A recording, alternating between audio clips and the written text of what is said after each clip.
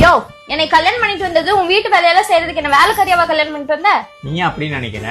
சரி, நாளையில இருந்து நான் வீட்டு வேலையெல்லாம் செஞ்சுக்கிறேன், நீ போய் ஆபீஸ் வேலையெல்லாம் பாத்துக்கோ. அது சரி, நாளைல இருந்து வீட்ல இருந்து எல்லா வேலையும் நீ பாத்துக்கோ, நான் வெளியே போய் சம்பாரிச்சுட்டு வந்துக்கிறேன். சரி, அப்புறம் ஒரு நிமிஷம். நீ சம்பாதிக்கிற காசுல தான் இந்த வீட்டு வாடகை, கரண்ட் பில்லு, கார் லோனு, தண்ணி வரி, அது மட்டும் இல்லாம உன்னோட மொபைல் ரீசார்ஜ், என்னோட மொபைல் ரீசார்ஜ், இது எல்லாமே நீ தான் பாத்துக்கணும். அப்புறம் இந்த குழந்தைகளுக்கு ஸ்கூல் ஃபீஸ், ஸ்நாக்ஸ் வாங்குறது, இது எல்லாமே உன் சம்பளத்துல இருந்தா வாங்கணும். அது மட்டும் இல்லம்மா, நீ மாசம் மாசம் பார்லர் போறீல அதோட காசு, அப்புறம் புடவையா வாங்குறீல அந்த காசு, துணிமணி எல்லாம் எடுக்கிறீல அந்த காசு, அப்புறம் உன் வீட்டு ஃபங்க்ஷனு, என் வீட்டு ஃபங்க்ஷனு, நல்லது கெட்டது, இது எல்லாத்துக்குமே நீ தான் உன் சம்பளத்துல இருந்து மொய் வச்சுக்கணும். இது மட்டும் இல்லடி, நீ மாசம் மாசம் என் சம்பளத்துல இருந்து தெரியாம உங்க அப்பா அம்மாவுக்கு பணம் அனுப்புறீல, அது எல்லாமே உன் சம்பளத்துல இருந்து அனுப்பிச்சுக்கணும். நான் வாங்கி வச்சிருக்கேன்ல கடனு, அது எல்லாத்துக்கும் நீ தான் உன் சம்பளத்துல இருந்து வட்டி கட்டிக்கணும். இது எல்லாத்துக்குமே ஓகேனா நீ வேலை